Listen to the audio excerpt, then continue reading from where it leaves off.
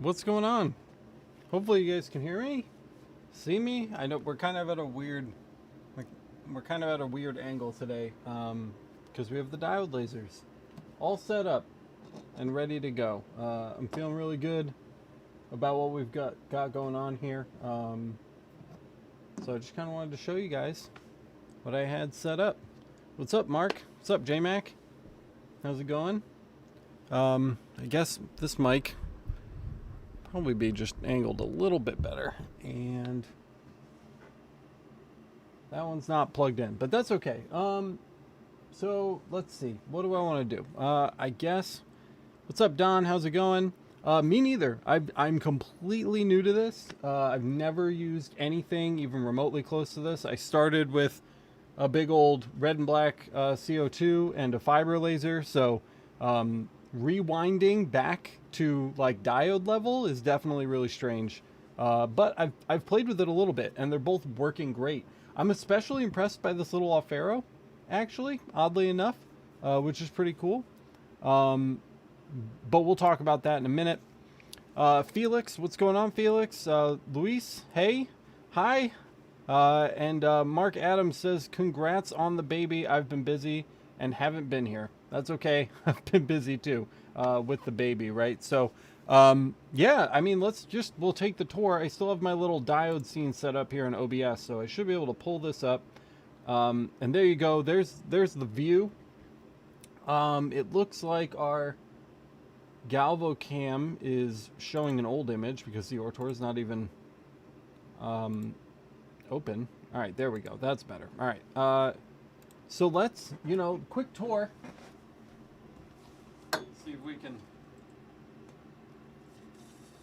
maybe just pop this up a little bit.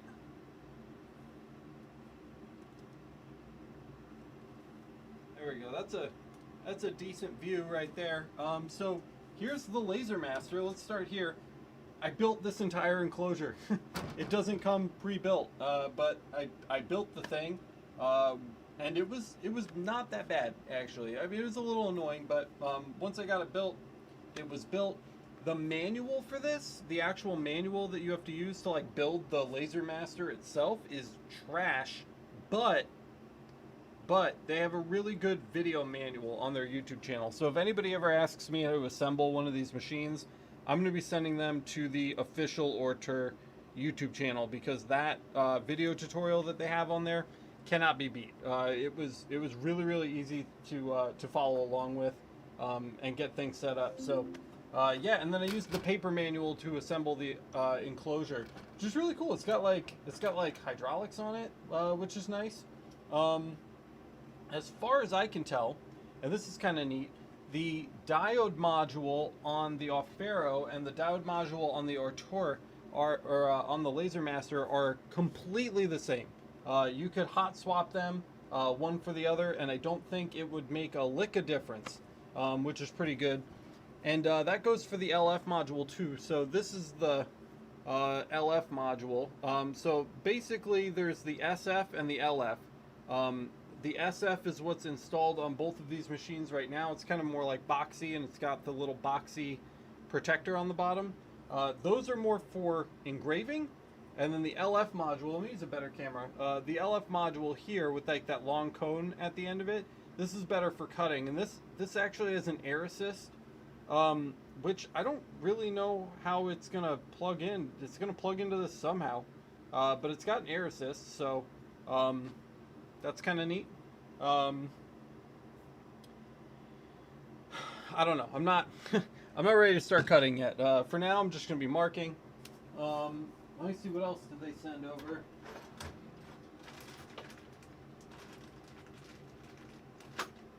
Yeah, this was kind of cool. So if we open up the little bag here,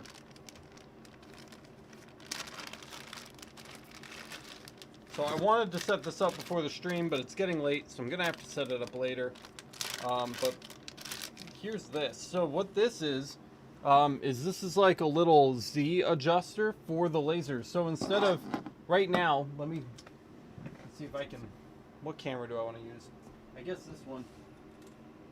Let me move this down, back down. So if we take a look at the actual diode module. There's a little like wheel thing, like a screw that you turn here, and then you can raise it up or down and then tighten it back up.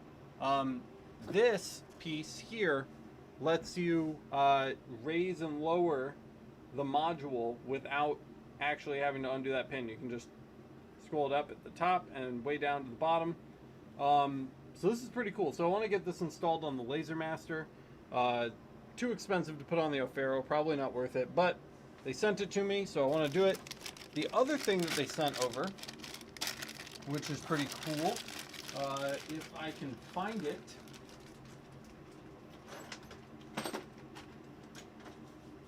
They're down here. The other thing that they sent over, which is pretty cool, is the rotaries for both, which again, as far as I can tell, are identical. I actually haven't opened these up yet, so we can take a beat and unbox these real quick. The only thing I hate is that the power cords are super duper short, so it's literally running from like right here and then it just runs right up to a power bar that I have on the desk. I'm gonna get extension cords for these and put the power strip down under the table, but for right now it is what it is. Also had to get USB extenders because my PC is way over here, so I had to run the USB cables down behind the desk and then behind this desk and then over to the computer, but they work great on extenders, which is cool. Thanks God Steam, good to see you too, man, and I appreciate that. I'm really excited that she's here. We're gonna get her training on the laser super fast. So we have an extra pair of hands around here. So actually, and I'm not setting this up right now. I learned that lesson the first time. I was going to try to set up both of these machines live on air, and it did not work out. So you guys may have been here for that or not, but I'm mostly curious if the rotaries for these two machines are any different or if they're literally the same exact thing, which is why I'm taking them out of the box right now. So here's the wheels. I'll show you guys all this stuff in a second. And then there's a little stepper motor in here. All right, so there's one. We'll just add to the trash pile over there. And here's the other one. Let's see, aluminum frame piece, identical. Roller assemblies, exactly the same. And then of course the stepper.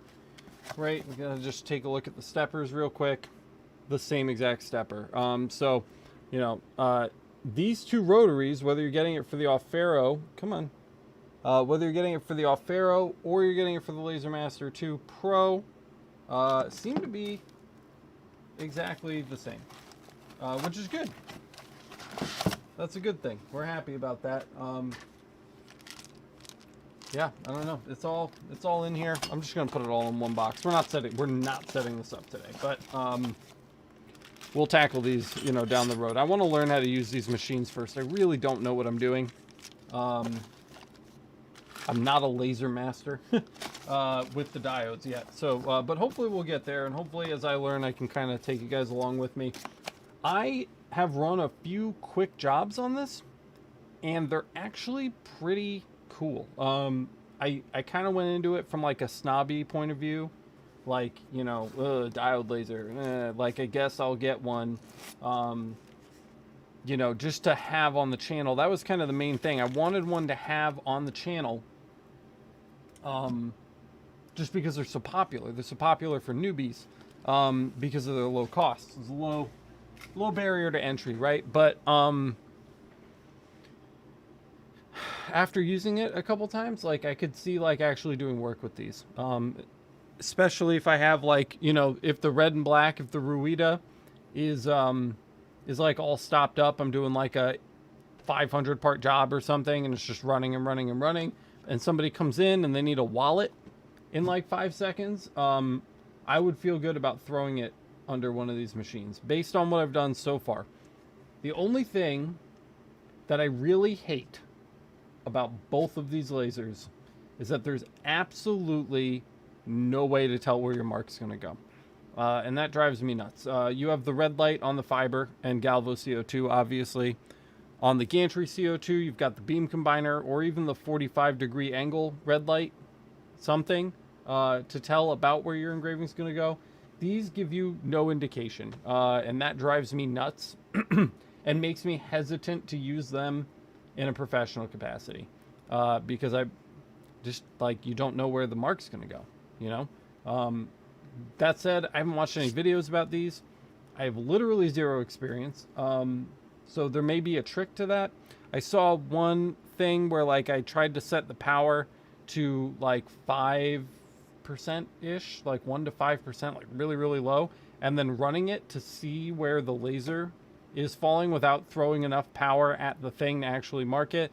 But that seems really sketchy, depending on the material that you're using. Because the last thing you want to do is like engrave an outline into something, right? But I think the last one I tried, let me see, I still have it up on the screen here, in Lightburn, and they both work with Lightburn. That's so cool. I honestly, I might not have gotten them if they didn't work with Lightburn, but they do.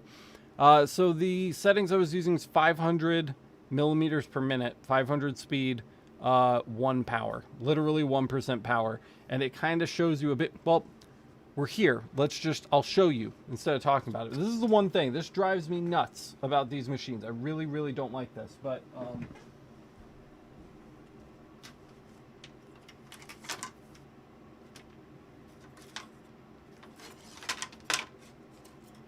okay, just a junky piece of plywood there. We'll just toss this in the machine.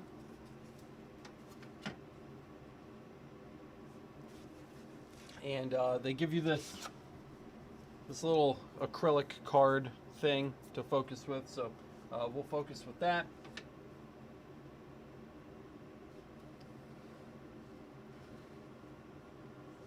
I'm gonna come in here, I'm gonna grab that little wheel and drop it down until it's touching, and then tighten it back up like so.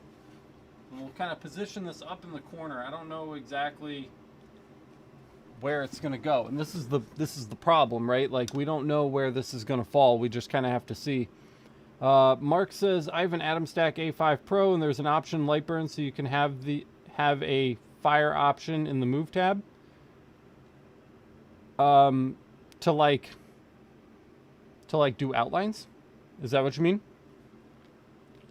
I wonder where that setting is. Because I thought of that too, but I didn't see anything in the menu. Let's take a look at the desktop. So here's the desktop there. Sorry, we still got this. Let me get this out of here. This doesn't need to be here right now. Actually, yes, it does. We'll just make it smaller. So we're here in Lightburn. We can just really quick, I don't want to get hung up on this, but we can glance in the settings. So yeah, CO2 is millimeters per second. I right now have Lightburn set to millimeters per minute, which makes it a lot easier to use. Let's see.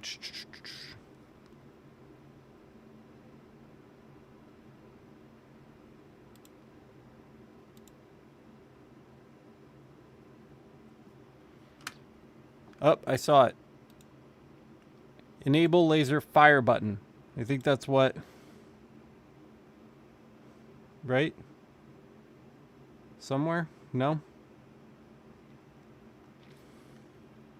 I don't see. I thought that would do it. Enable laser fire button. Maybe not. Also, you can hold shift and hit the frame button and it will turn the laser on low power and frame it. Oh, okay. Under the device settings, first page. Change tab, then go back to the move. Oh, okay. All right, all right. Move.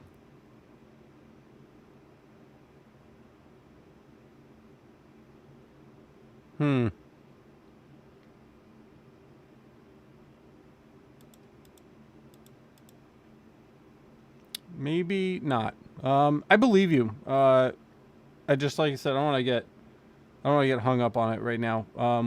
We'll check this out. We'll mess with this some more another time. I'll hold the shift though. We can try the shift frame.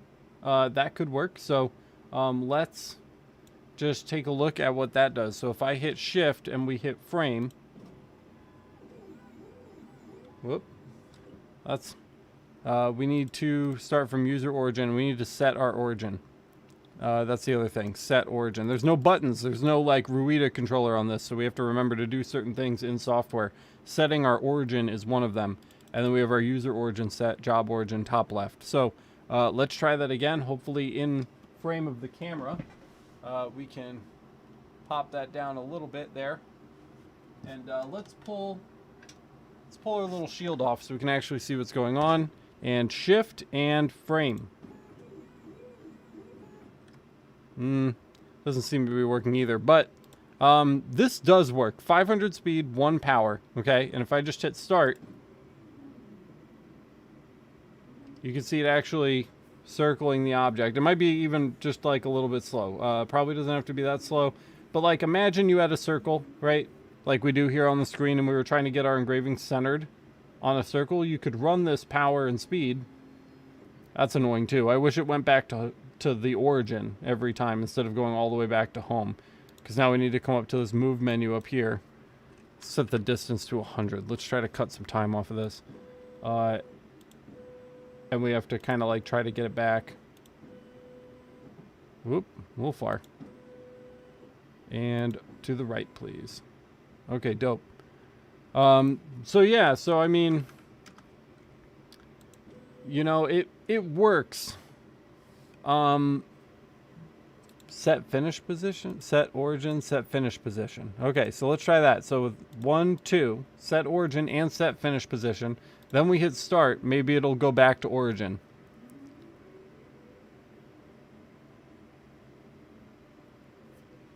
That would be nice.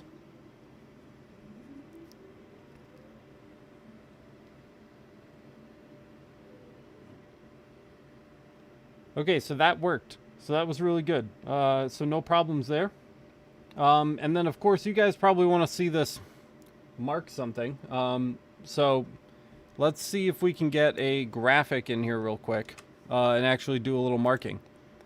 I don't have, you'll notice, I just want to point this out to you guys. Let me switch back over to the diode view.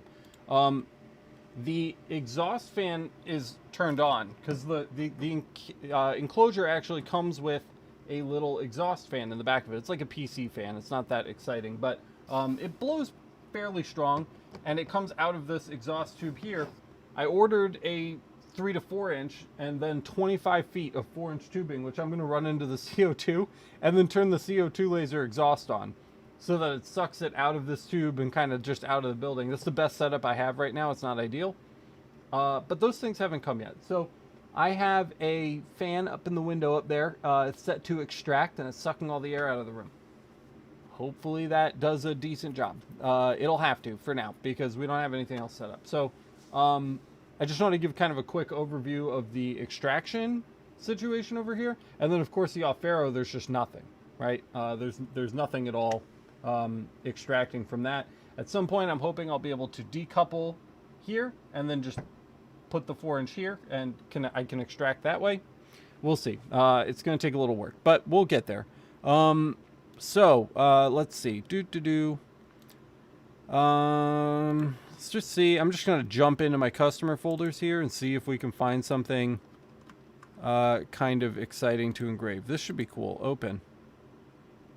Oh yeah, check that out. Very nice. First thing we'll do is we'll just go ahead and get rid of these black lines. We're not cutting anything right now. Whoop, that's all grouped. Oh, and you guys can't see. Desktop.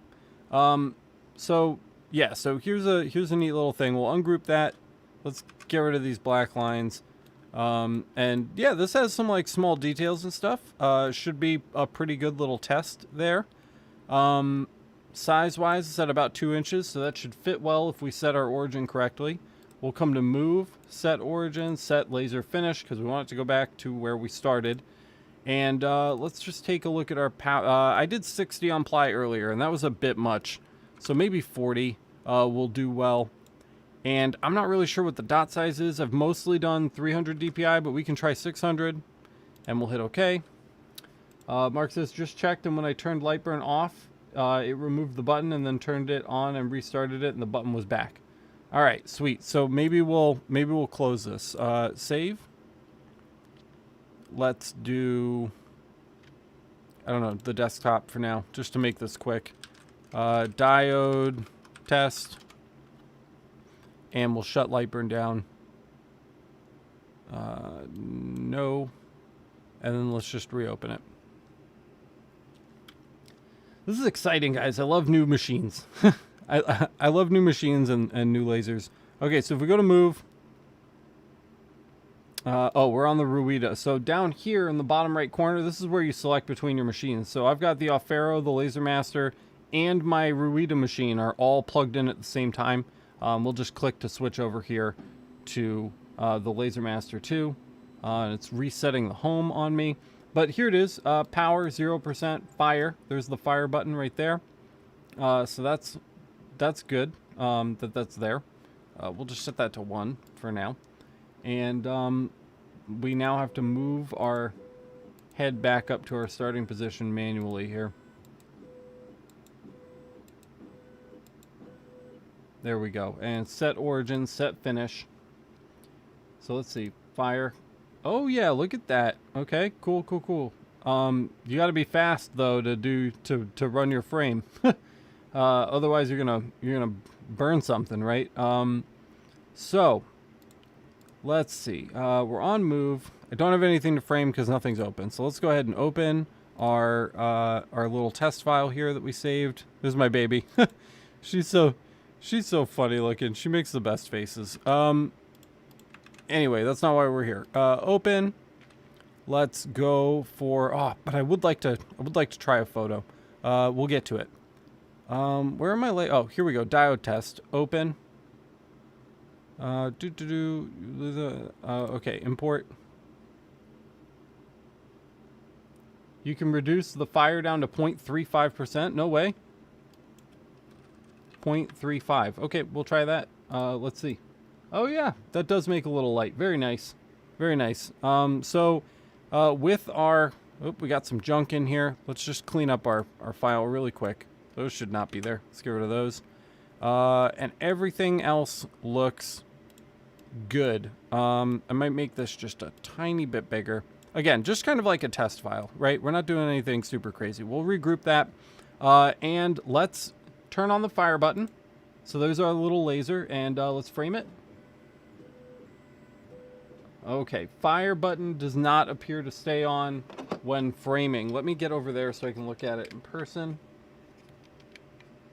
Ugh, these stupid glasses they shipped me don't fit over my normal glasses, and that's annoying. Okay. Okay, yeah, so the fire button definitely turns off. You can hold shift and then click frame. Yeah, we tried that. Let's try it again. Shift and frame. Oh yeah, look at that. Okay, cool. That sounds great. So shift and frame. Yup, dope. Okay, awesome. So those are great tips. Thank you, David. Thank you, Mark, for those tips. I'm glad that those are working now.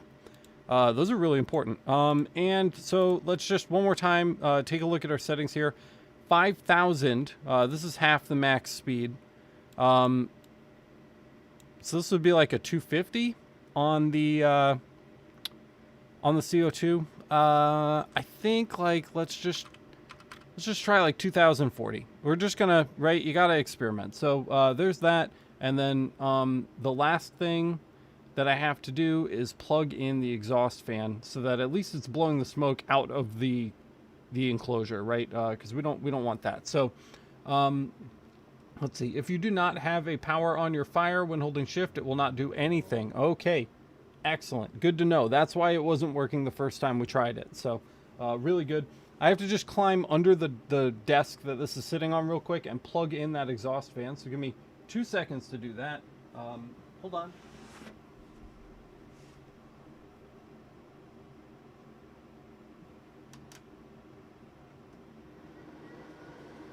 Okay, the exhaust fan's blowing. It's going to blow the smoke basically in my face. And then I'm just going to turn up our extraction fan up in the window as well. Let's bring you guys back over to the room. Hello. So the extraction fan's up there. Let me just go turn those up to max. So it's really pulling air out of the room because we kind of want this to just, we're hoping it just kind of whoop, you know, like, I don't know. We're doing our best. So let's do that.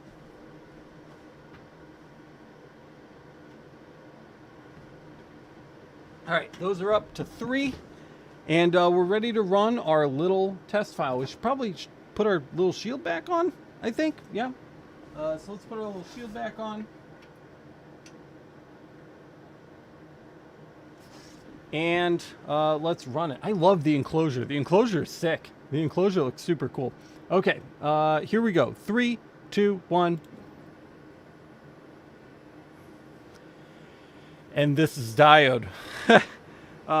Man, it's going to take a minute. 2%, not bad. Okay, let's see. Does it give us, let's check the Lightburn. Estimated time, 20 minutes. Ugh. But what are you going to do? This is a diode laser. I stand by what I said. I think this would be a great machine for running something if the CO2 is busy with a batch job.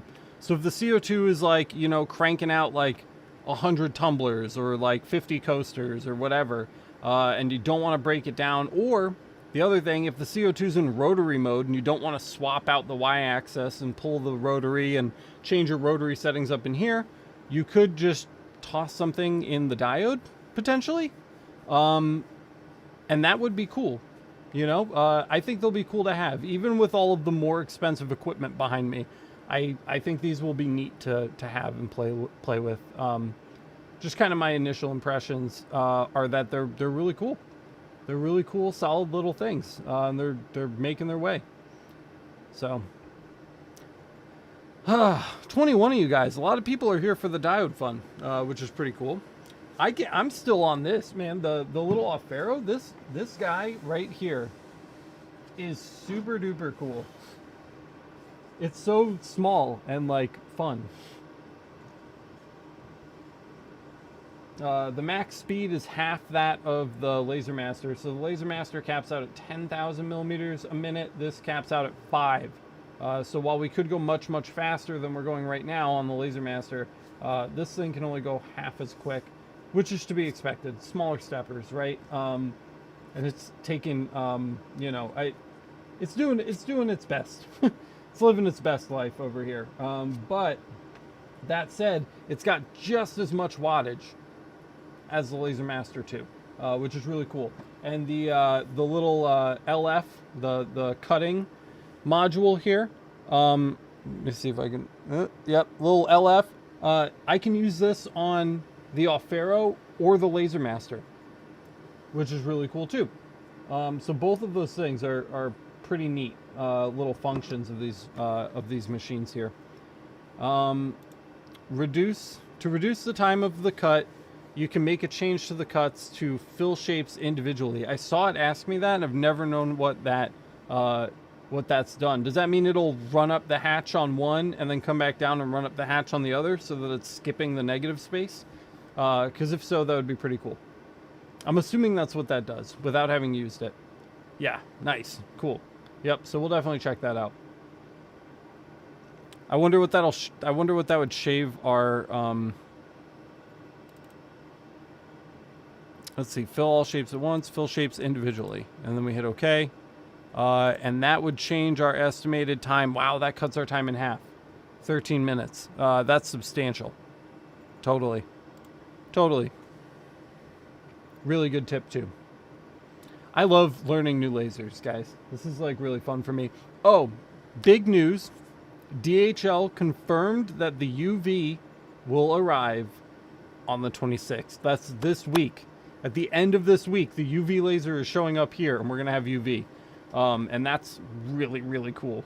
So if you guys want to see some UV action, stick around, because it's coming. And we're going to do so much cool stuff with that thing.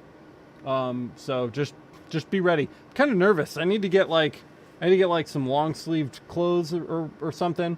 It is using the Ingu laser Pulse 355 5 watt. It's a 5 watt. It's pretty substantial, and it's their highest wattage you can get without water cooling.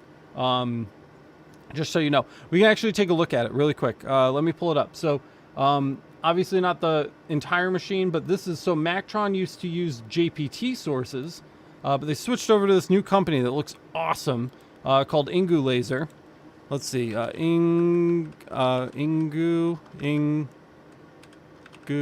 Laser, I think.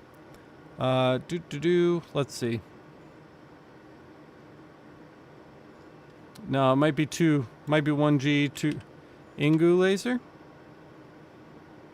Brew. I just had it up.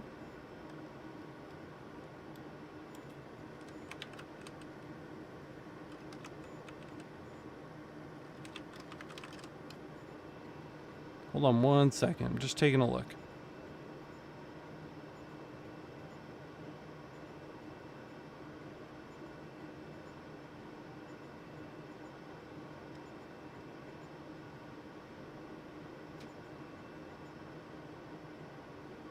Well, this is annoying. I'm fairly certain I'm pulse laser.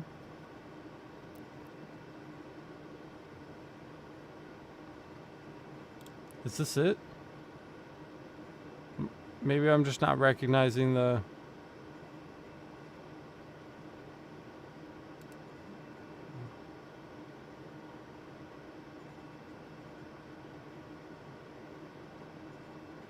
No, this isn't it.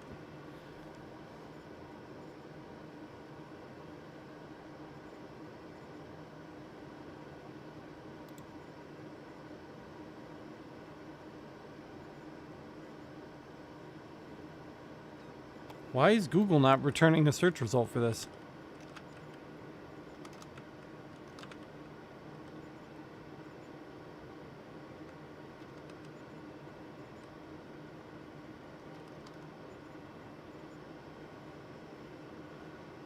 No E. It was 2 G's or 2 U's. Ingu laser source.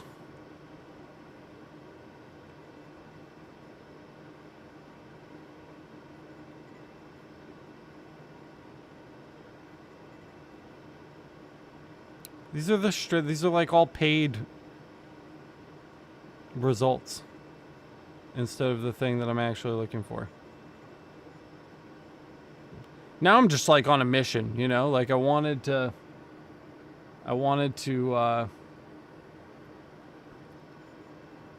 show you guys this. I'm guaranteeing you I'm spelling it right. Ingu laser. No.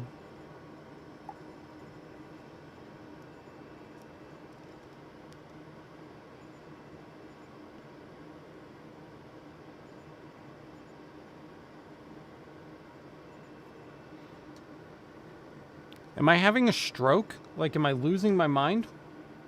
What type of material does a UV laser cut? Oh yeah, 2 ends. 2 ends. Smart.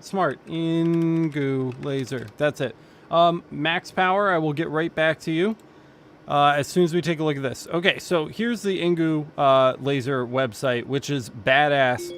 And they do like lots of different sources, but the things that we're interested in are the Pulse series lasers. This is what they're including Mactron on their new UV laser systems right here. So if we click Pulse laser series, is there something to click here? Let me see, product center. Pulse series.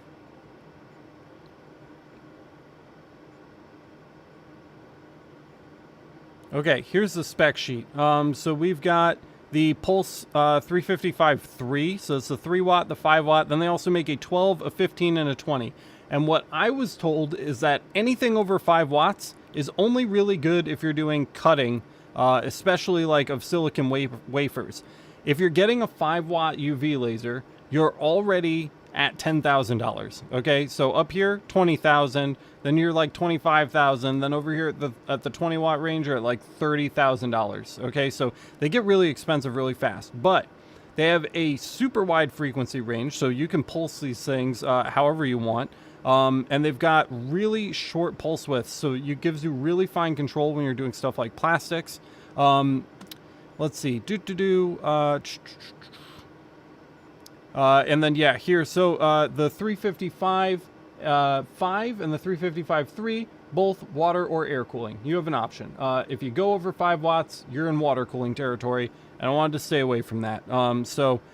Yeah, guys, I mean, these things are like rock solid, which is pretty cool. They also make, like, there's green lasers, solid state IR, fiber, right? They do a bunch of other stuff too, but their UV stuff is what they're most well known for. So if we take a look, Mactron.AliExpress, and we come down to products, engraving machines. So let's see. This is that's CO2. CO2, where is your UVs? There they are. Okay, so that's why they offer the 3 watt or the 5 watt. You get to pick EasyCAD 2 or 3. This will be my first EasyCAD 3 machine, which I'm really excited about. There it is. So yeah, 5 watts, 10 grand, right? Ooh, it hurts. It stings just thinking about it. You can do the 3 watts for 7. The main difference between the 3 watt and 5 watt is your work area, right? You're going to be able to do larger lenses with the 5 watt laser than you can do with the 3 watt. The 3 watt, you're going to run into the fiber laser issue where basically if this was a fiber, add a 0. So this is a 30 watt fiber. This is a 50 watt fiber. Okay, with the 30 watt fiber, once you go past 150 millimeters on your lens size, you really start to lose power on that dot size, right?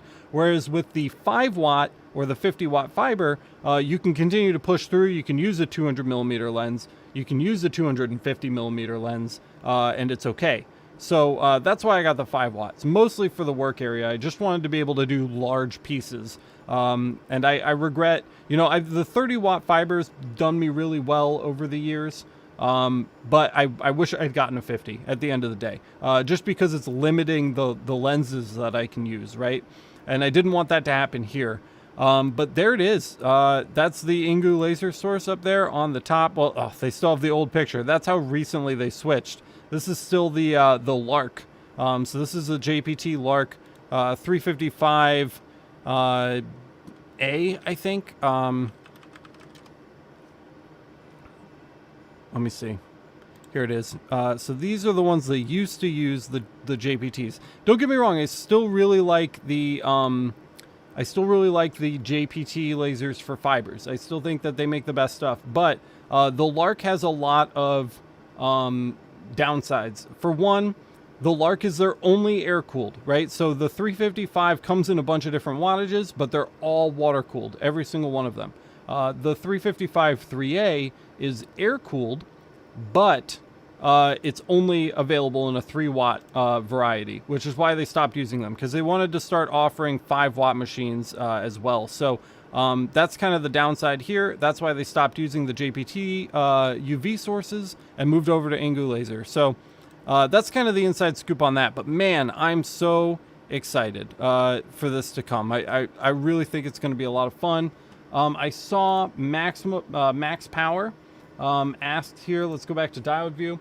Max Power asked, what type of material does a UV laser cut? So the UV laser is the final tent pole in the Holy Trinity, right? So at the beginning, you've got the CO2 laser. That's way over in the IR, okay? 10,600 nanometers. CO2 is for organics, so wood, right? Acrylic, leather, glass, things like that. CO2 is going to do a great job. Then you move into the fiber territory. That's 1064 nanometers. Fiber lasers are for inorganics, so metals, stone, right? Things like that, minerals. So that's going to be tin, titanium, steel, aluminum, you name it. If it's metal, brass, copper, whatever, the fiber is designed to mark that and engrave that. Then the UV, so now we move past the entire visible spectrum of light. We blow right past the 400 nanometer range that this blue laser is in, into UV. Okay, so all the IR stuff, CO2 and fiber, way over here. Visible spectrum, ultraviolet, at 355 nanometers for UV. UV is for synthetics. Okay, so you've got the CO2 for your organics, your fiber for your inorganics, UV for synthetics. What does that mean? Plastic, right? Every kind of plastic, any kind of plastic. You've got, you know, your PET, PVC, acrylic is going to do really nice, super bright white marking on acrylic for you. You know, anything transparent, the UV is going to get much better absorption rates on transparent materials than the fiber or the CO2. So, you know, or synthetics is the short answer to your question, Max. Is that if you want to mark, the exhaust is working great, by the way. If you want to mark synthetics, the UV is the way to go. Keep in mind, I said mark, and that's the downfall of UV. That's why, so UV can mark pretty much anything. UV can mark metal, UV can mark wood, UV can mark plastic, UV can mark acrylic, UV can mark leather. It doesn't matter. UV can mark pretty much everything, but you're only marking. You cannot do deep engraves with a UV. You can, but it's just not good for it. So if you really want to do a deep engraving in steel, the fiber laser is still the go-to machine. If you want to do a really deep engraving in wood, the CO2 is still going to strongly outclass the UV. So you still need those. You still need those other machines. While the UV can mark everything, it can't engrave everything. You're not removing material from everything. The UV is really good at marking the surface of stuff, but not necessarily ablating and removing material. So that's kind of the lowdown. That's the holy trinity. That's what we say. Diode fits in there somewhere, you know, like as a weird fourth wheel kind of friend. But you know, if you have a CO2, a fiber, and a UV, you can mark anything. Literally anything. Someone could walk into your shop with literally any item tomorrow, and you will be able to mark it if you have all three of those machines, and that's really exciting. So the UV is going to open up a lot of new stuff for us. I love how we're sitting here. It's supposed to be a diode episode, and we're talking about UV lasers, but yeah, I mean you can go nuts with the UV. I'm talking about phone cases, you know, AirPod cases, plastic laptop covers. Again, marking on metal, you can mark on metal with a UV laser. You know, the polyester, just an infinite number of things that we're going to be able to do with that UV laser. So I'm really excited to test that out. I am a bit nervous. Ultraviolet is high energy radiation, right? Until then, we've only really dealt with, you know, blue light, a little dangerous. The infrared machines, while they will burn you, are not going to like scramble your DNA, right? It's not that kind of radiation. When you get up into UV, that's ultraviolet radiation, right? That's a higher energy wave.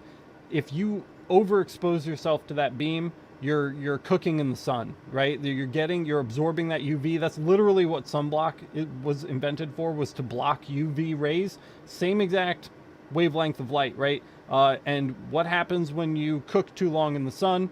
You get skin cancer.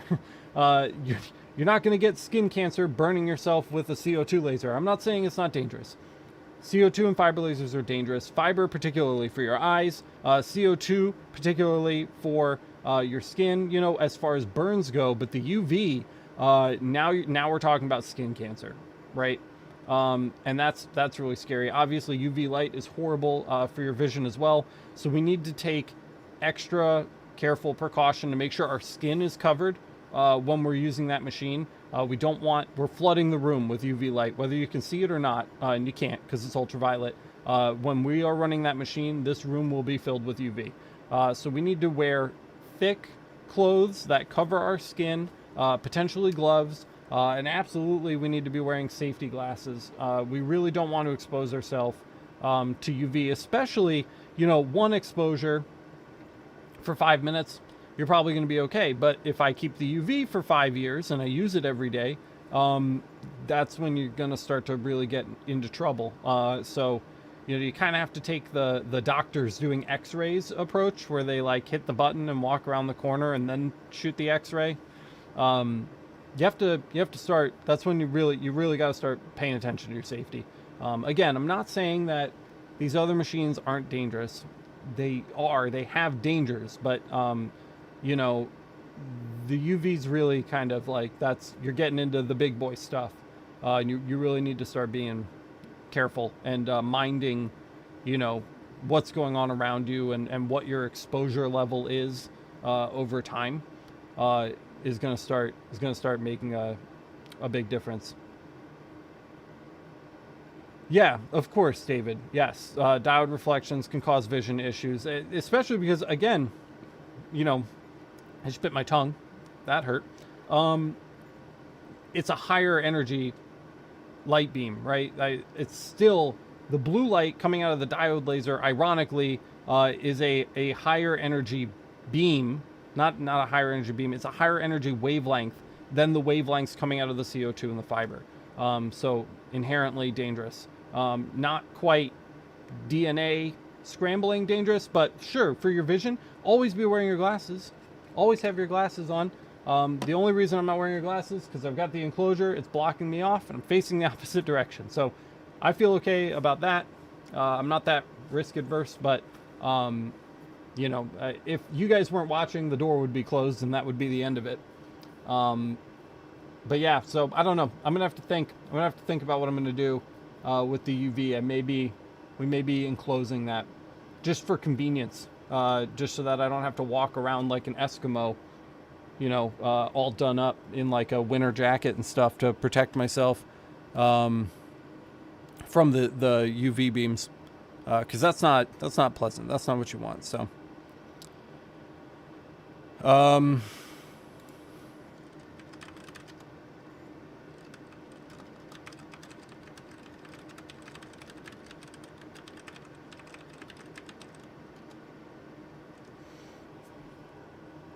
When is it coming? The UV will be here on the 26th. I don't even know what day that is. That is Friday. Hopefully Friday, but that would be a great Friday live day.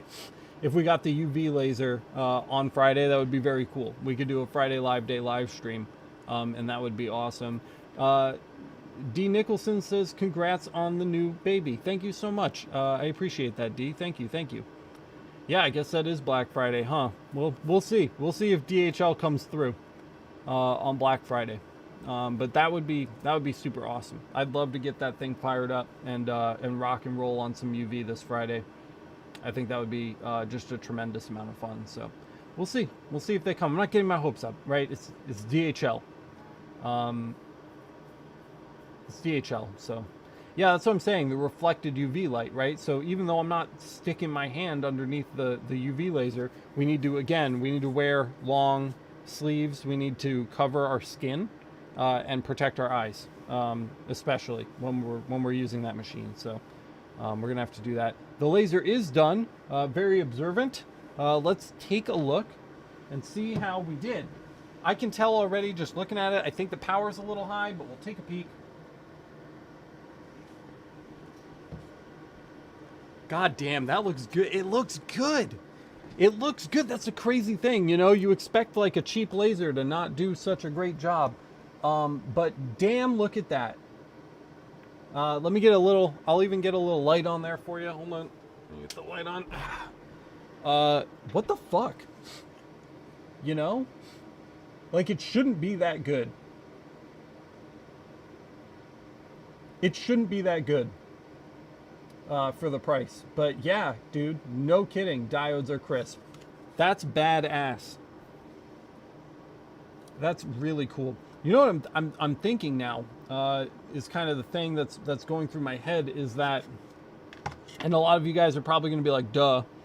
I'm starting to think that there are going to be use cases for these machines where I would rather use a diode over the CO2. Feels a little weird saying that out loud, but I think there are going to be cases where I would prefer using the diode laser because of the results, not situational preference, right? Not because the CO2 is just too busy. After seeing that, I really feel like there might be situations where I'd rather use the diode. Yeah, CO2 is fast, diode crisp, definition, right? Totally. That's really fucking cool. That's really awesome.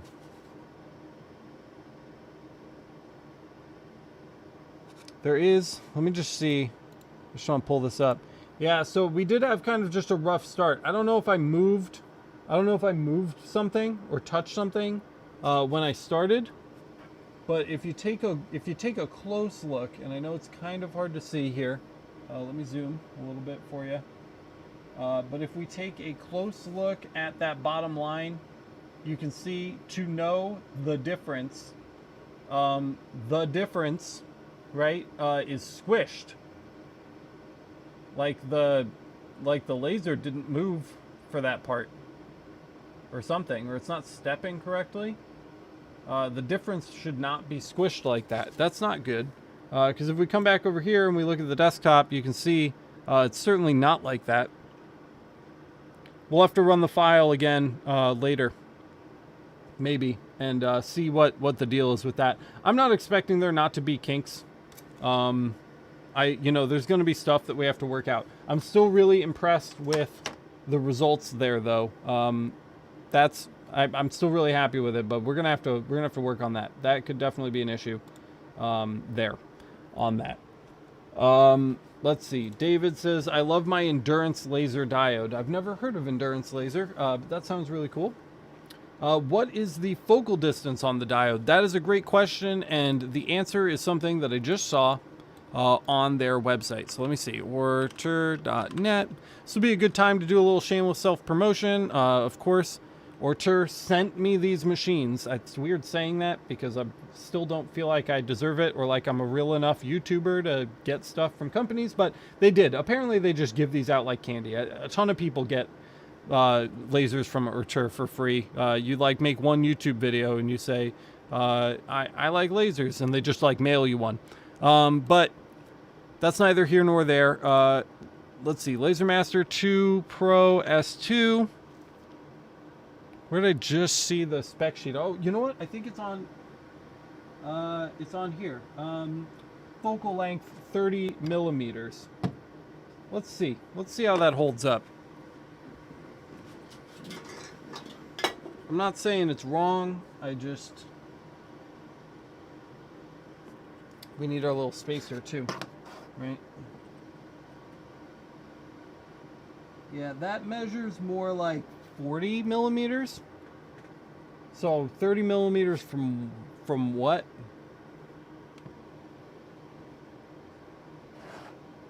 It's like right about 40 on that. 30 to 40. Call it that.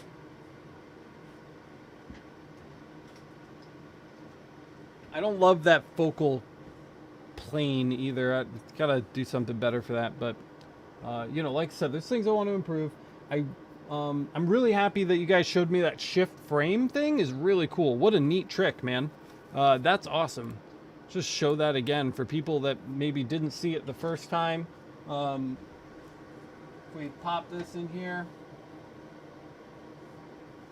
like that, and we come to, let me see, Lightburn, and we switch you guys to desktop. So if I hit shift and hit frame up, and I have the, hold on. So one more time with that off, shift and frame, and it actually lights up the laser while we're framing, which is that's pretty cool. I think just since we're here and we've got everything all set up. All right, what do you do? Is it like skipping steps?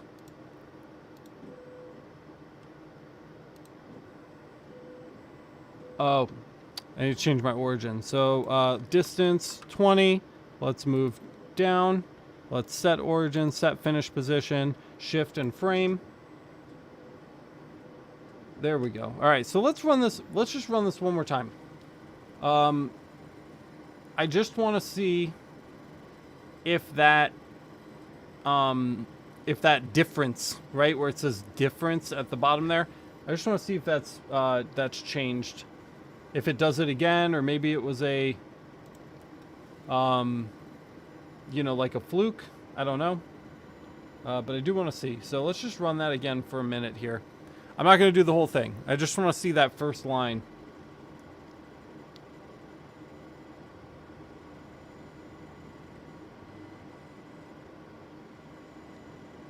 Yeah, I did fill individually, so it should just be doing that.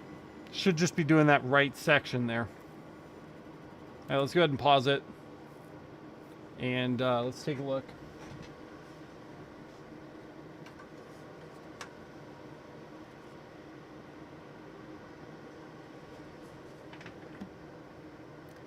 Did it start at the top? This one started, okay, so that's changing our pattern. So this one started at the top and then started to work its way down.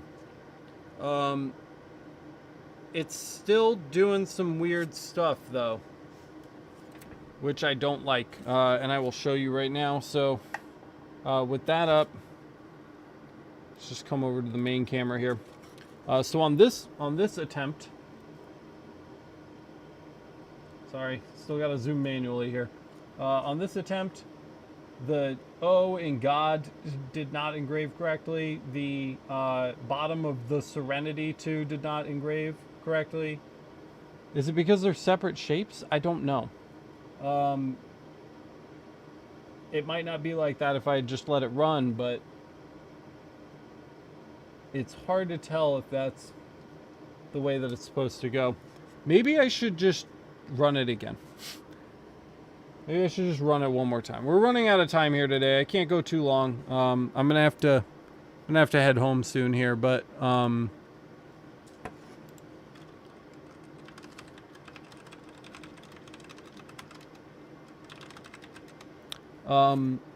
let's just run it again.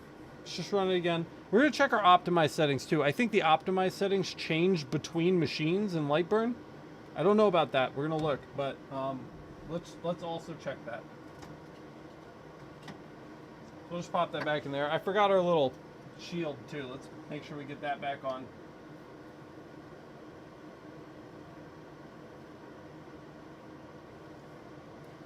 We'll leave that up there ish, and let's stop and let's go. Let's just go home.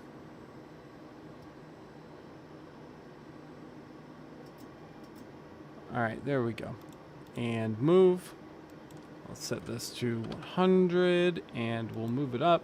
I do miss having the Ruida controller to be able to move this around, kind of with that Ruida D-pad setup. I do miss that a little bit, but I could get used to this.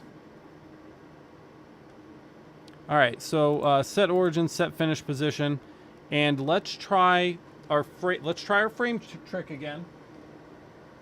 I do like that. I do like our frame trick. Shift and frame. Oh, might have to pop the glasses on and look at it because I can't really see it. I'm gonna need the mouse here and the keyboard. This is convenient. Bluetooth mouse and keyboard. Big help. So let's see, where's our frame button here? Shift and frame. All right, that's way too high up. Let's come down. And let's set our origin, set our finish. Let's see, where's our mark at? Okay. That should be chill. Shift and frame.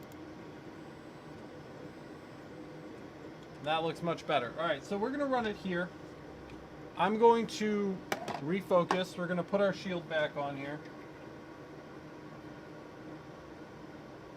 I'm not super duper stoked with our focus right now, so we need to refocus. I just showed you guys a little card. I just had it. Man, this is gonna suck. I'm not gonna, I need to cut some new focal sticks. All right, think. Ah, got it. Okay, put it over here on the CO2. My bad. Let's fix that up real quick. No, it says it's good. It's really close. It's hard to get used to that. It's really very close. Let's just check our frame one more time.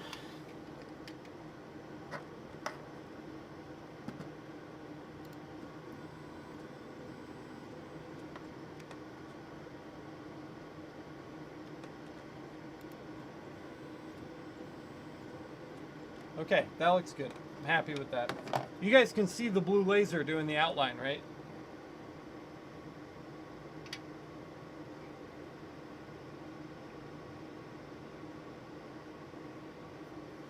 Okay, same settings. I really like those settings that we did earlier. Looked really good. My mouse and keyboard, I need those back. Yeah, I love that trick. That's like worthy of an entire episode. I would literally make a laser everything episode just on how to do that. All right, so that looks good. Camera looks decent. I think maybe a little lower just to make it a little more interesting.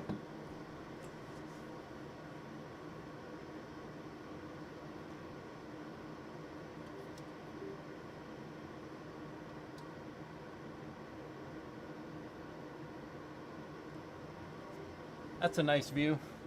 And I think that's gonna do it. Let's just check. So let's head back into desktop here. Where's my mouse?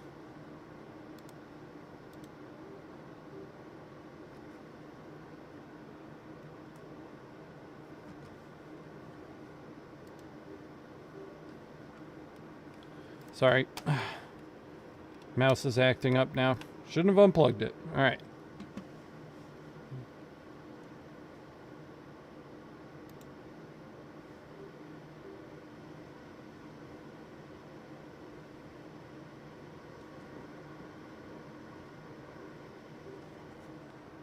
Excuse me.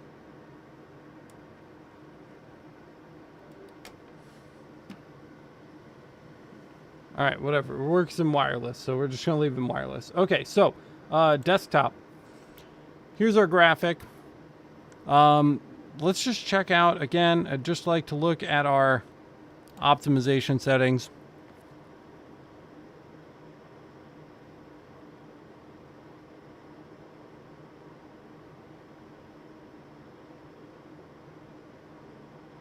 That all looks fine.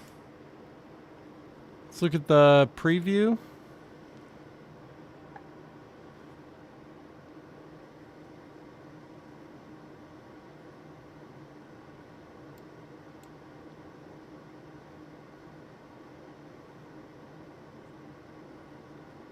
According to what I'm seeing here, I'm not seeing any reason why it shouldn't be completing these O's.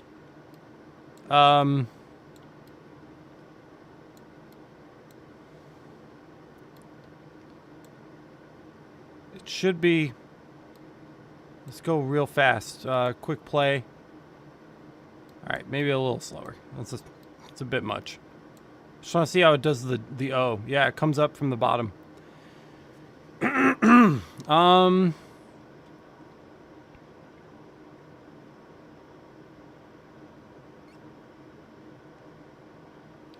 So maybe on our fill, if we come to cut, we can do a scan angle of 180 and flip that around. And then let's preview that again. Should go top down this time.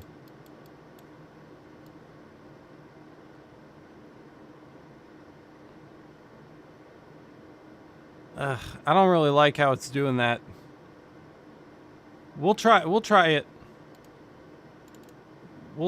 Let's just set that back to 0. We'll just try it and we'll see how it runs. One last time, just because I'm not sold. Let's move, origin, finish, frame, and we'll give it a try. Let's see what happens.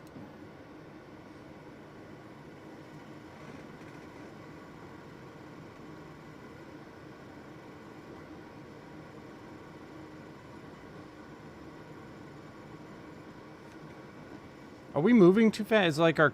No, we're only at 2,000 millimeters per minute. So that shouldn't be... It should be okay.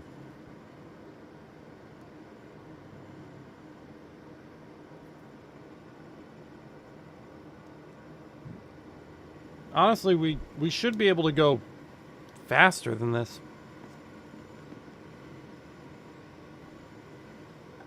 We'll have to see. I'm going to grab a drink. I'll be right back.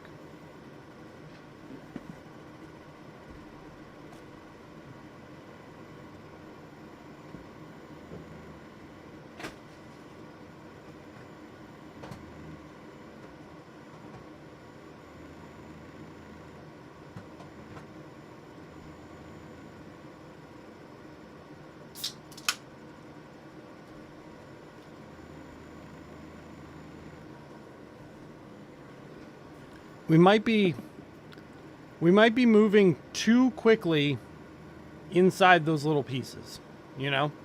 Like we might just be overworking those steppers, the backlash, you know, back and forth.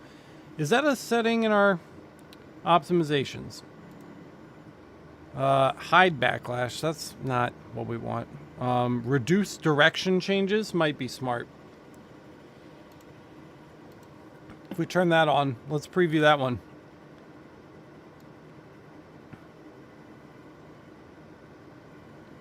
It doesn't do all that much. This is faster, but I may like the results from the line by line better. We'll see how it comes out. I do like saving the time. I just don't know if it's appropriate for something this size.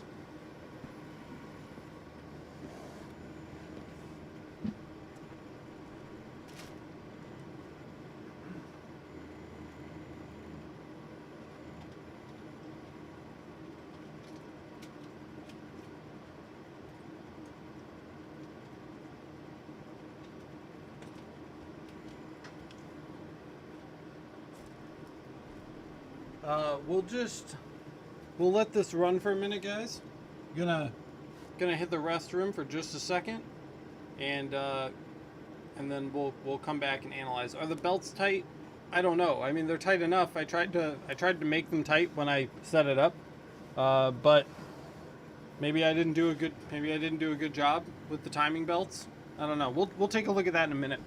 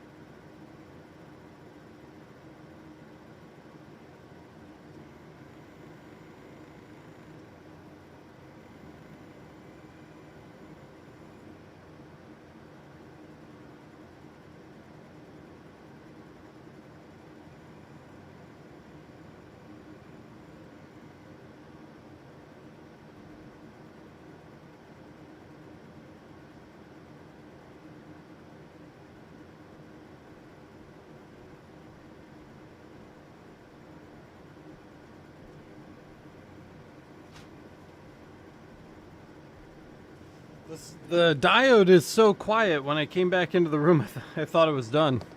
Yeah, I don't. I'm thinking about the belt. Concentric wheels tight. They should be. I just kind of out of the boxed it, you know. Just kind of threw it together out of the box. I thought things would be mostly the way that they should be, but maybe it needed a little more TLC. There seems to be a wobble on the laser. I think your belt is loose. Okay, well, we can definitely check that out. We will look into it together as soon as this is done. I do want to see how this comes out, so we'll take a look at this as soon as it's finished. We'll hop in there and take a peek.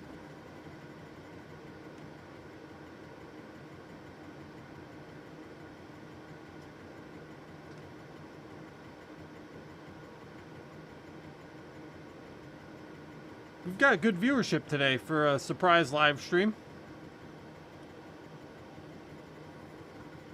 Happy to see all of you guys. Don't forget to smash the like button if you haven't already. Smash the like button, help support the channel. Get our videos in front of more people. Makes a big difference. We can make this a little bigger.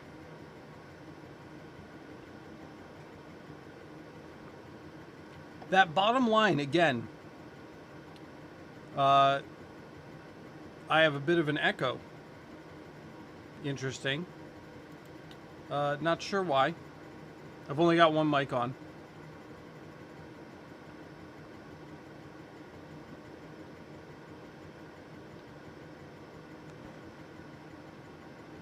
Belt tension and roller wheel contact on the rails. We'll take a look at that. It could also be a frame rate issue with the camera, right? The camera frame rate could be just producing a wobble visually. Do you see it didn't finish the difference? It hates that part of the graphic for some reason. I don't know why. This doesn't look right at all. Just based on what I'm seeing on the screen. I'm not positive, but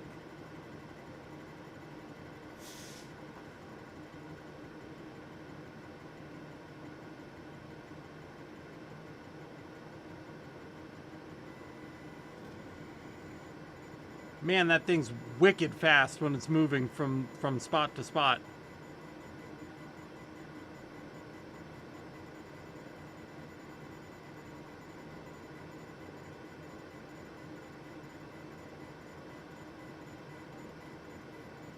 The smoke in here is much better than the first time I fired this laser up.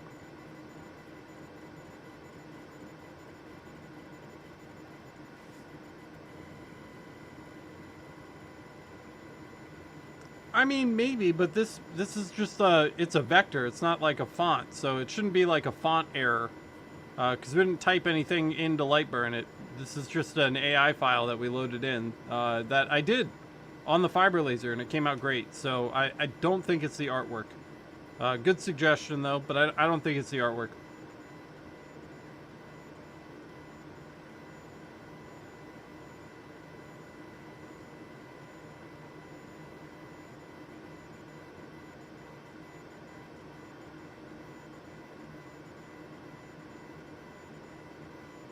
$26 of you guys. I see more likes. Thanks for smashing the like button, guys.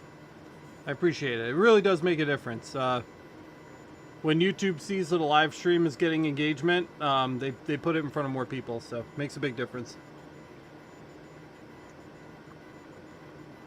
We can probably switch back to our diode view here. I don't know why Lightburn's even still up. Not that you can see a whole lot more this way, but you know. Maybe if I just pop these on for a second, we can move the gantry laser camera out of the way. Maybe give you guys a better view of what's going on in there.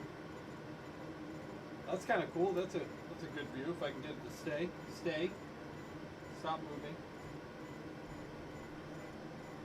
Right. Come on, stay there. Not a very stable tripod, but there we go. That's better. I'm happy with that. Did they send that to? Did they send what? Oh, the enclosure? Yeah, the enclosure's the official one. Yeah, the Friday live stream I ended up canceling. We didn't even finish it because I was assembling these. That was going to be the Friday live day episode, and I started putting them together, and I got really, really frustrated. So I just stopped. I had to I had to focus on that and not on the stream to get it done.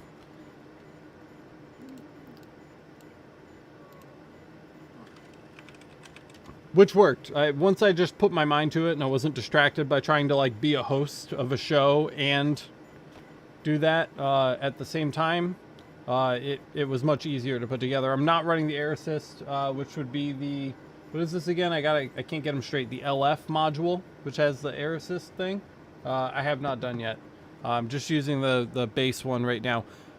This, for whoever asked, let's see, who asked? David. We can probably get rid of this now. We don't... Galvo cam. Remove. Yes. Okay. So here's the Ortur website. They're expensive. I'm not going to lie, but I really do like the enclosure. Expensive as it may be, I am a big fan of it. I think this price here, $299.99, little bit high for what you're getting. Not crazy high. I don't think it's like absurd, but it's a touch high. I don't know if I would have given them $300 for it. I might have, because I do like it a lot. I really think that that's a really good enclosure. I think they did a good job. It came with all the parts that it needed to come with. Everything was cut right and fit right together. So, you know, I do like it. I just, you know, I think it needs to be more around like the $200 to $250 price point. I think would be more fair. Yeah, 10% off for Black Friday. Yep. And yeah, of course, yeah, it looked really nice, especially when you close the lid. The whole thing is like super duper sexy. I think the $200 to $250 price range would be more appropriate. We see you, Gil. If you're gonna charge me $300, here's my thing. So I would happily pay $300 if, here's my if, you put some LED lights inside the damn thing. I really wanted it to come with some LEDs. And if it came with LEDs, I think $300 would be a really good price point. So that's just, I don't know, thoughts on that. This is coming out horrible. So we need to do something. We'll take a look with our belts. I'll reposition the cameras so we can get in there and take a look. But I can already see the one side, Temet and Nos. Look at that. That's messed up. This is not good. Okay, let's take a look. So you can see here, we're definitely skipping steps. It's definitely skipping around on the belt. If we go for the zoom here and we look, I mean, I don't even need to get closer to that to be able to tell you that it's messed up, right? There's some problems in here. The 2 change is not good in there. The courage doesn't look quite right. The O is like a weird shape in courage, and it should be a circle. Difference ends down here and then finishes up at the top there. There's some big problems with that, and it's because of the fast shifting with the fill individually, right? We don't have nearly, but now that I'm looking at this top one too, I can see it. See it right here? And then you scan across, they should be level, but that one is much lower. There's some problems here, right? We're having some issues on that. So, what to do? Where to start?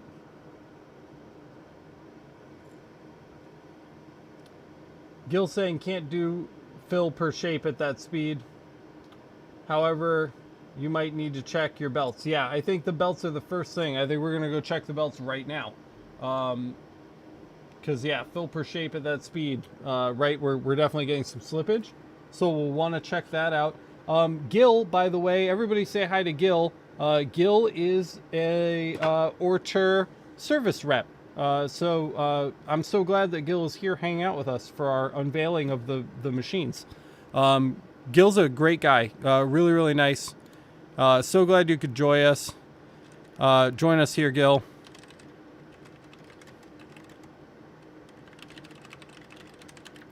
He's DMing me at the moment. So yeah, so we're going to check out the belts. Gil is a beautiful man. We're going to have him on the podcast really, really, really soon, which I'm excited about. I'm really excited to have Gil on the podcast. But yeah, so cool. Let's look at the belts, right? That would be the first thing. We really need to get in here. We need to look at these belts.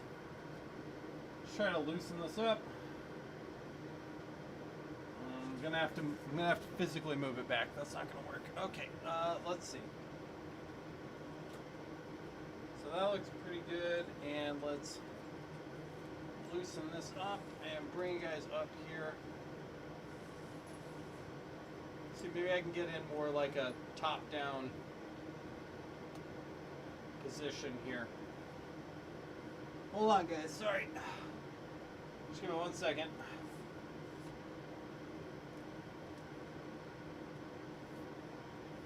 Just really want to get you guys inside the machine with me.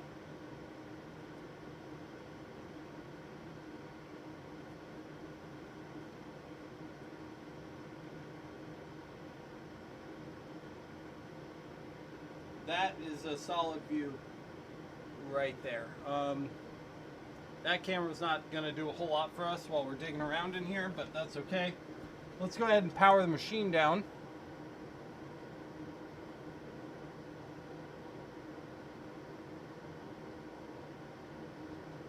Maybe.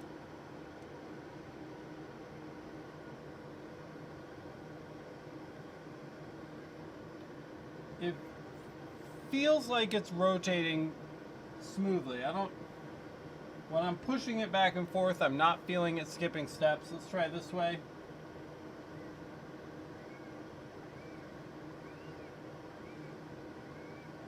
That also feels good.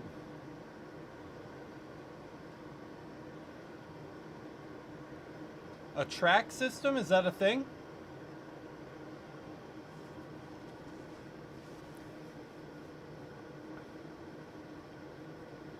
Contrary to the fiber, the mass of the laser module must be accounted. If you ask the laser to shift direction in such a tiny size, it will really dislike it. I totally understand. 100%. And that's just a reality we're going to have to face. I don't think there's anything wrong with the belts. The wheels may not have good contact on the rail.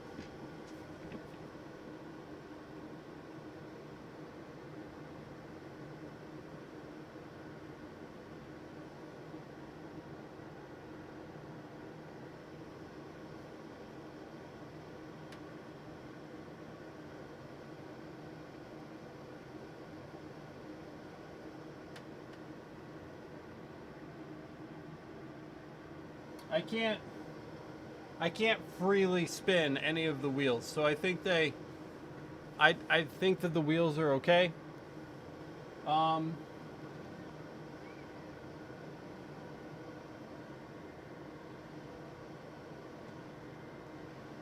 timing belt feels good. I think Gil's right. I think we may just be asking the machine to do too much. I think we just need to chill on our settings a little bit. Let's try another one.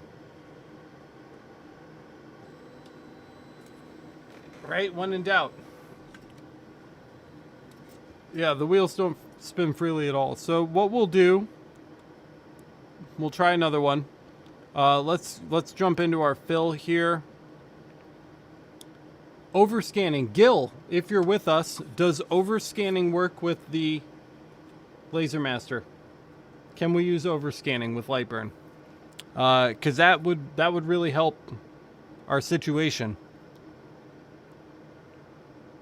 Yes, it does. Okay, good. So maybe we'll turn on overscanning, right?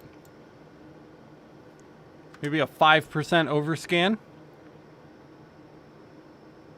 Not in this situation. Okay, we won't do overscan then. We'll turn that off. Maybe we could fill groups together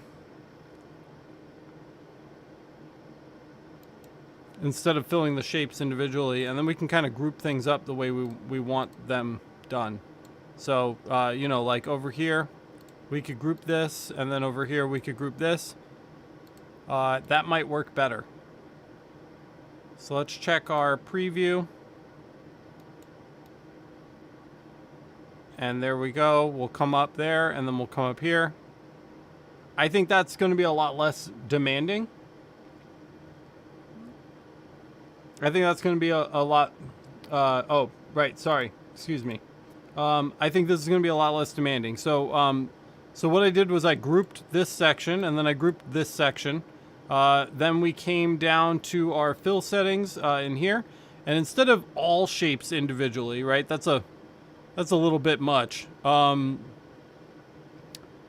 we're gonna do fill groups together, right? And then when we select fill groups together, we'll come in here, right? Here's our preview. It's gonna fill that group, and then it's gonna fill the second group. And I think this will be much less demanding. It's 19 minutes, 300 DPI. We can do that. I'm down. That'll cut our time in half, I'm sure. So 19 to 9. Yep, it's a big reduction. I think David was asking the runtime, Gil. And you were overburning too. You think we're going too hot? So we'll come down to 30. Do you have white space enabled? I don't even know where that setting is. I've never even heard of that. Well, Gil's saying wait. Okay, we're waiting for Gil.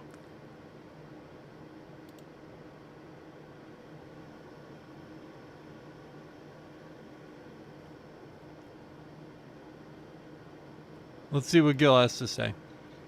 He sent me a diagram.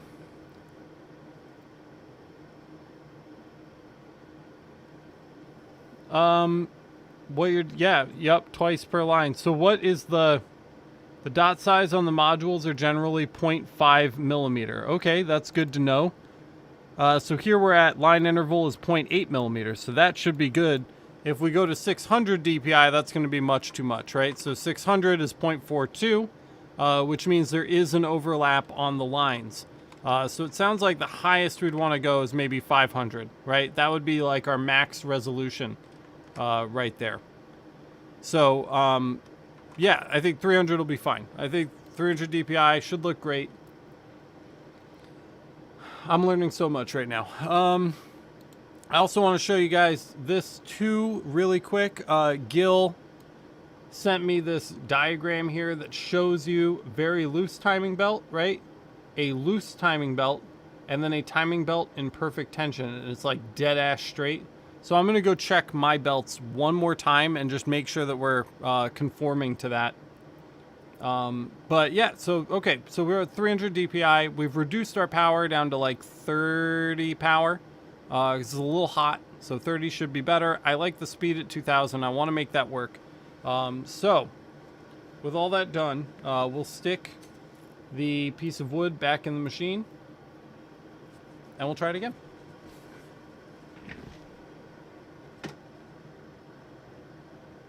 I wish I had buttons. I want to push some buttons. Move. Here we go.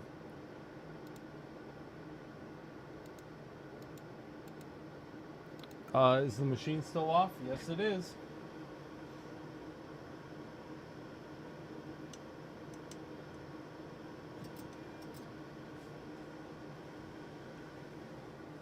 The power button is not crazy consistent. Okay.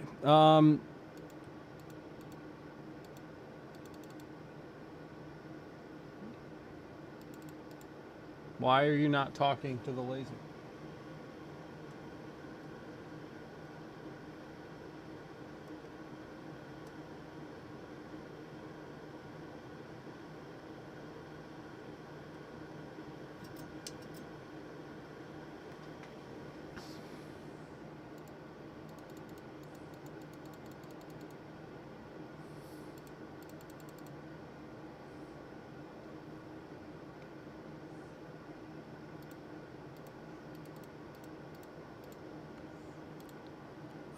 That's obnoxious.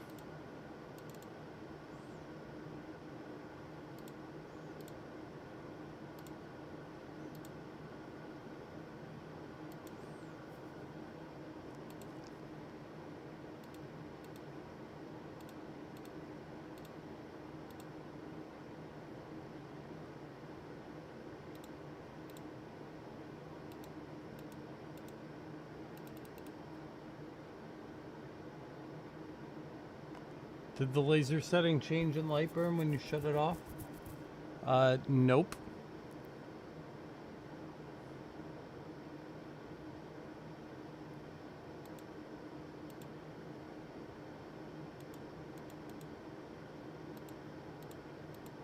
All right, hold on, hold on.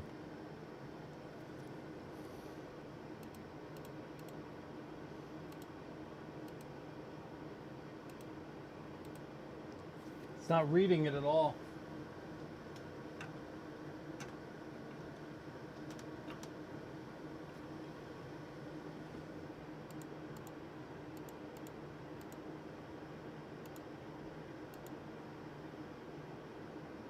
Do I have to like re-add the whole thing? It's annoying. Remove. Find my laser. Next. It's not seeing the machine.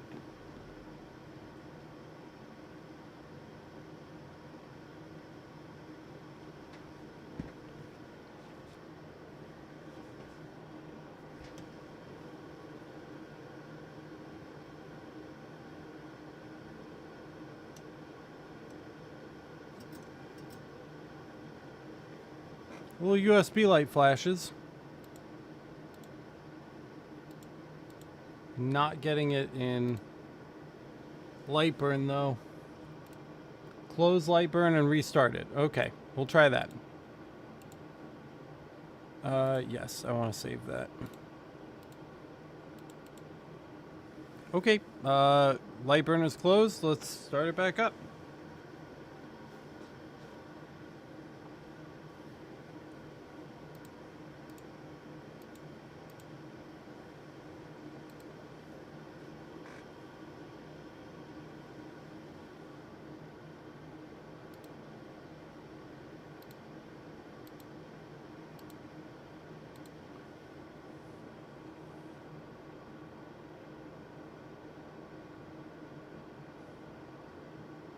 Hey Steve, thank you.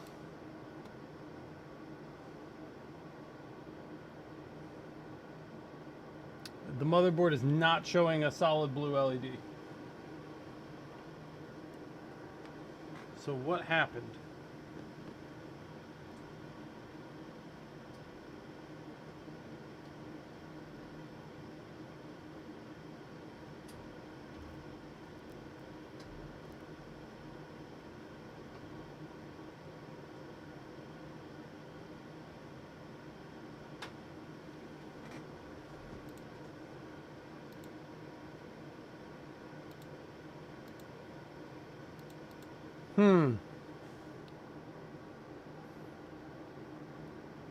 The USB cable? Oh, nope, the blue light's back now. I unplugged it from... hold on, let me just try to re-add this one more time. Remove. Find. Next. The USB cable's about 6 feet long.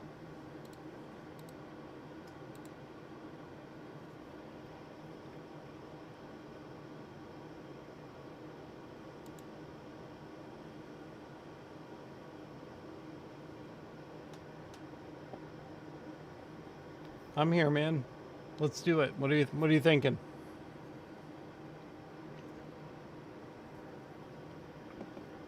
You want to check the device manager?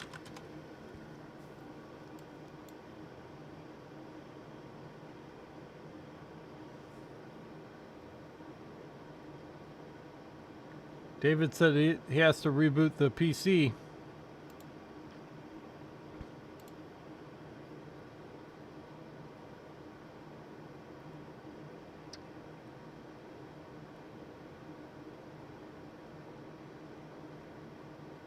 Not being said. All right, well, we can't restart the computer because we're streaming. So that's not an option.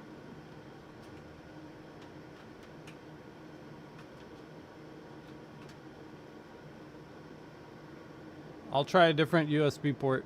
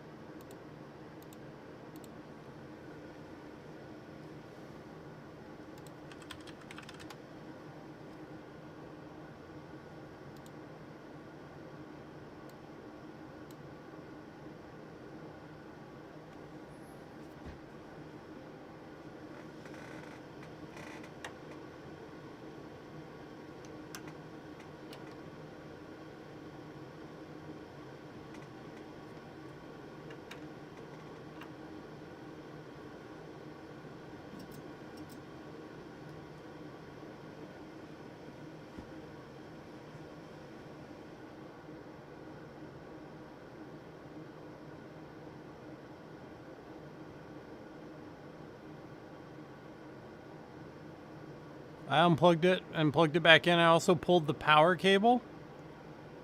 And plugged the power cable back in.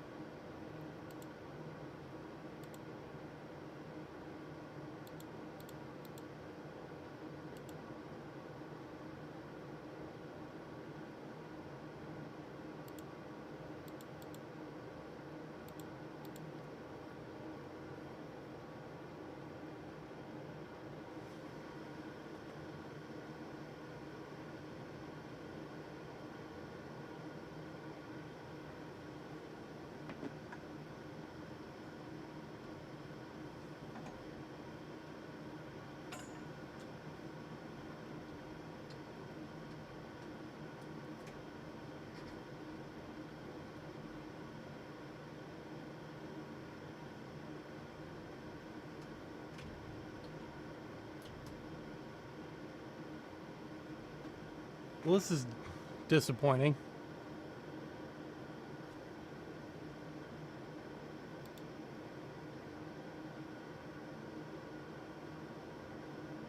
Gil, what is it called in Device Manager when it actually shows up? It's not difficult, but it's another... It's a whole nother...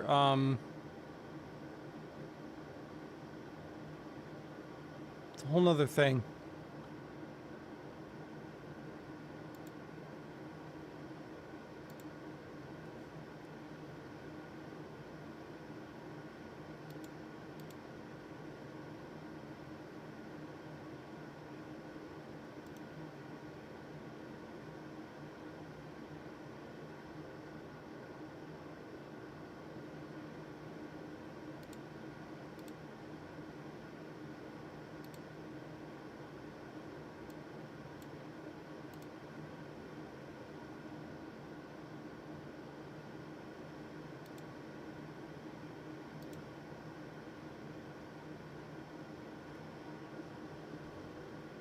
Let's see if it sees the Aufero.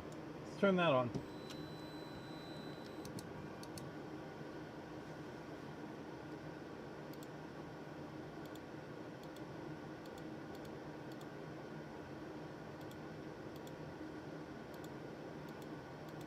Can't see that either. No. Now neither of them are working. We'll see the CO2.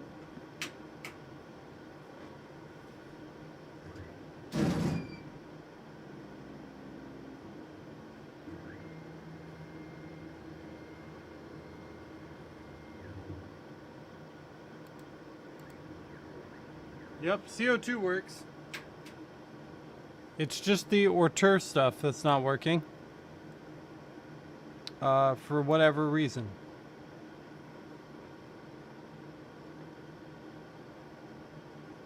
CO2 is working fine.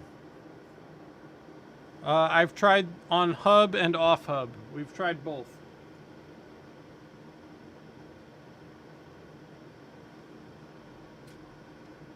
I just pulled it from the hub. I'm plugging it directly into the motherboard. It's plugged into the motherboard now.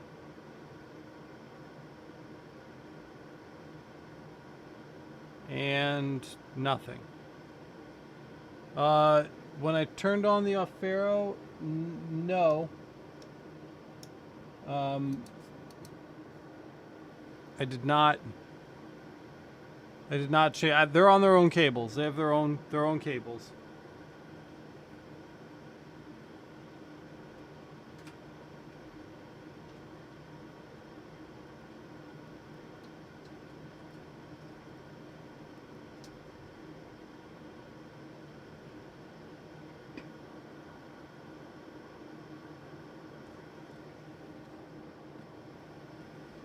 Both machines are on, and both machines have a solid blue light.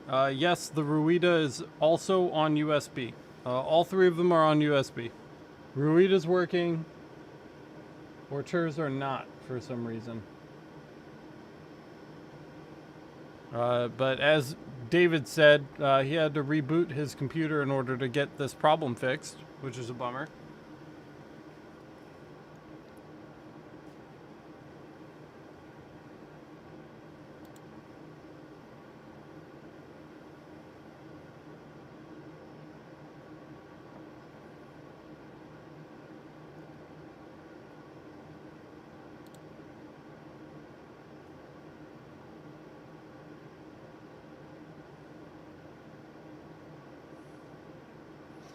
There's no driver, D. It's plug and play. I do have another laptop, so I could plug it into a laptop and listen for the doo-doo thing.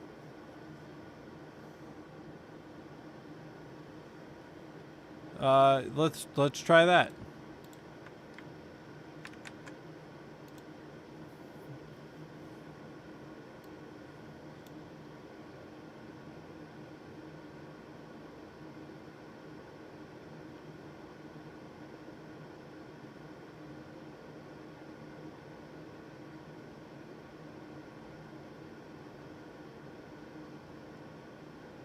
I don't see any Lightburn.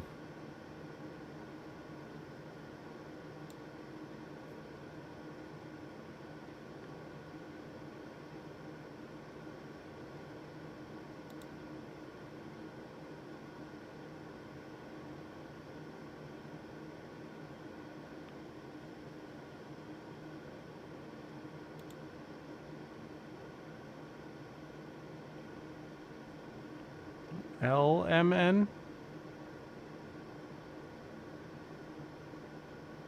I don't see it in here either. Can you expand USB devices again and go to the one with the yellow? If you right click, uninstall, action, scan for changes. Save reboot if the USB. Okay, great. We can do that. Let's go to... Where'd they go? USB devices. Oh, nope. Composite device. Uninstall. Action. Scan for changes.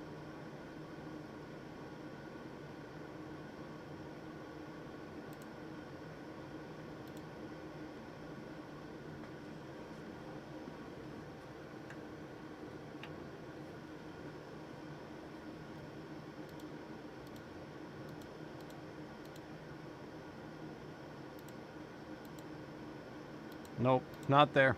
It was a good thought.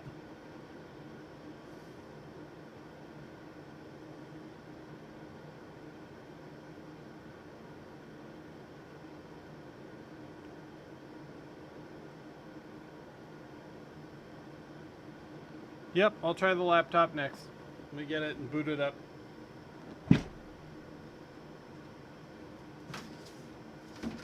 Oh. I just remembered the laptops have fresh installs of Windows 11 on them, but they haven't been set up yet. So that's not going to work. But we could try... What happens if we go into...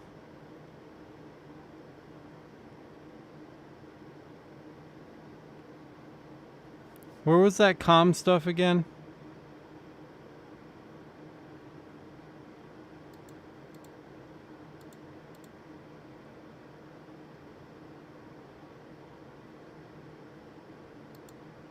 Nope, nope.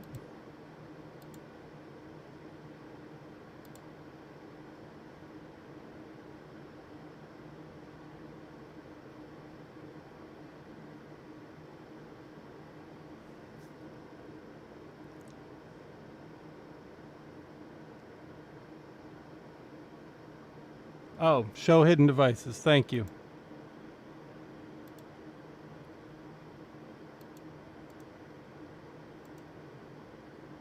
I mean, can we just waste these?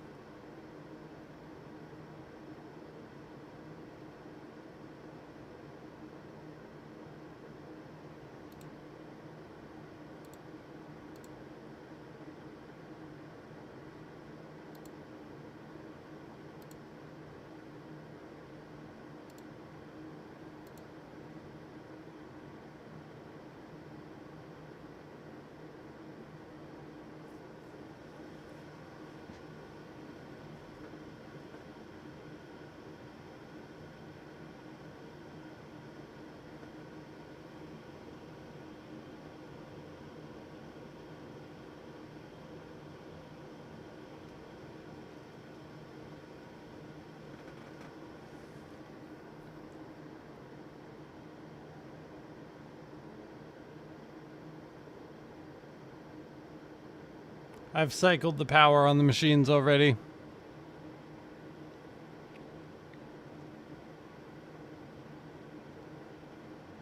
Also, now the COM ports are coming back up when I scan for hardware changes. I might have just permanently screwed us.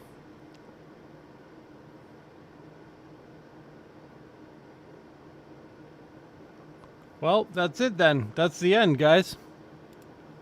That's how we're going to go out today. Which is a bummer, but it's getting late anyway. It's almost 10 o'clock. Wife's going to need me home here soon. So,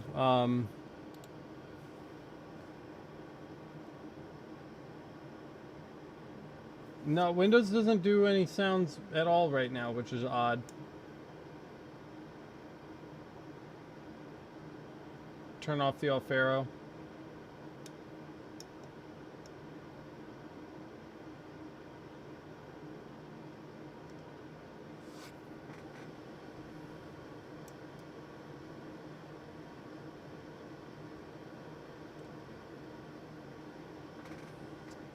I'll try turning it on one more time. Nothing.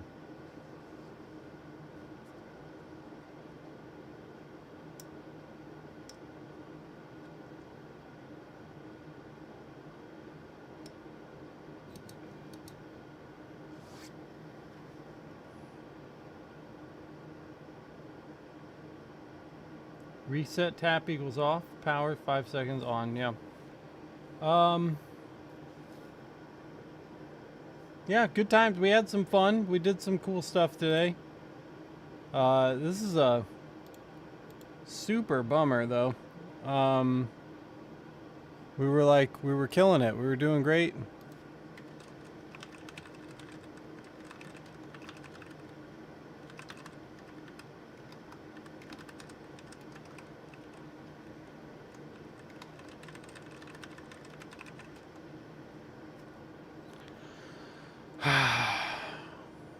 I don't know.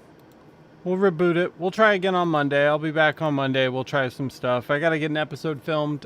We've got some more stuff to show you guys. So, and of course we have the UV coming on Friday. Thanks for trying to help me fix it, guys. Hopefully a restart will do it. If you're not already on the Discord, go head into the Discord. I'll let you know. Not today. I'm not doing it today. I'm just gonna shut everything down today. But I will follow up on the Discord when I get back into this and let you know if just restarting it fixed it. David seems pretty convinced that that's going to do the trick. So, you know, I have faith in David. I'm sure he knows what he's talking about. But that's it. I'm going to wrap up and I'm going to head home today. I'll try that too next time, Eric. Like I said, I didn't even realize how late it was. So, I'm going to have to bail, but, yeah, thanks for hanging out with me. This is a long stream. We did good today. Almost 2 hours, which is really cool. And that's basically it. Just looking, stuff is coming up. What was that last thing? The USB serial converter under USB controllers could be uninstalled. I'll just do one more thing, okay? Device manager, USB converter. I see composite devices.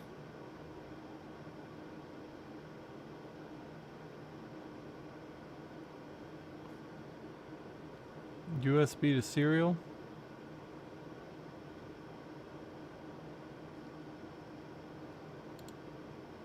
Maybe you see it somewhere. We'll just try. Let's just look. Do you see it in this list and I'm just being a blind idiot?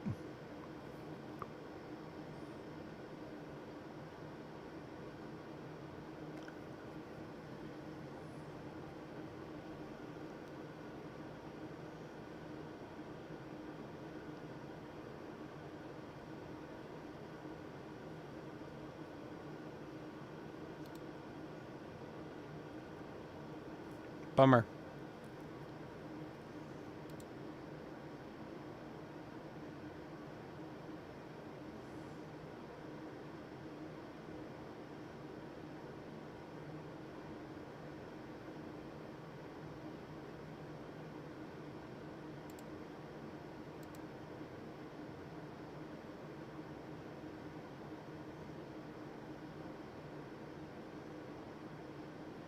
USB serial converter. There it is, hidden, so it's not even showing up.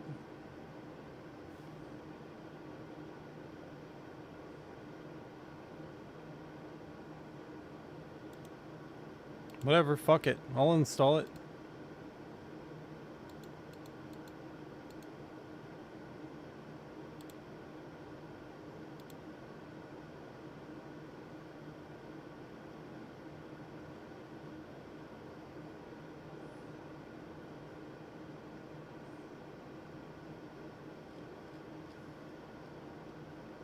Oh, whatever then, I guess. It was worth a try. I appreciate it. We made an effort, right? An effort was made.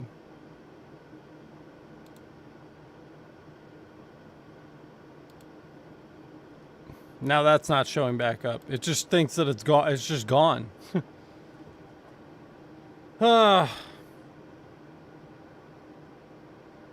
Yeah, good, Gil.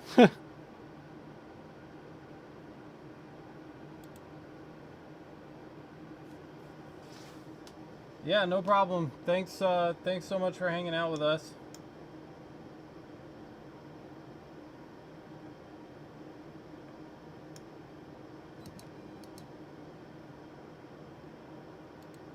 Yeah, we'll reboot that, and we'll get it working again. I'm sure it's fine. It's just a sad ending, you know. I wanted to investigate the belt mystery. I wanted to try our group fill thing. We've got lots more to cover, obviously. No shortage of content on Laser Everything. We've got a lot of stuff that we can do with these diode lasers. They're clearly fun, capable little machines, which I'm really, you know, they've surprised me, to be fair. Jury's still out, but so far I'm really a big fan of what I've seen. They're a lot of fun to play with. So, yeah, maybe we'll do a diode live stream 2.0. We'll see. We'll see what's going on Monday. I don't know how much. I haven't even looked at the job shelf. Frankly, I don't want to. I've got a giant pile of garbage on my floor from unboxing these that needs to be cleaned up. But if we have time, diode stream 2.0, we'll try that out. But at least we have an episode that's usable enough today that I can actually leave it uploaded. I deleted the two from Friday. I just couldn't stand to look at them. So this one I'll leave up for people to view later. But this was a fun time, guys. I appreciate all of you. Thank you so much for hanging out. I haven't plugged it on the actual channel in a while. So if you enjoy Laser Everything, you want to support it, go check out the Laser Master Academy. It's masters.lasereverything.net, where you can support the channel, get fun bonuses, a bunch of other stuff. And, you know, bonus live streams. If you like the live streams, we've got like almost 50 bonus live streams, bonus episodes of the podcast there on that too. So go check that out. And I think that's it. I'll see you guys on the Discord. Thanks so much for hanging out, and good luck and have fun with your lasers. See you next time.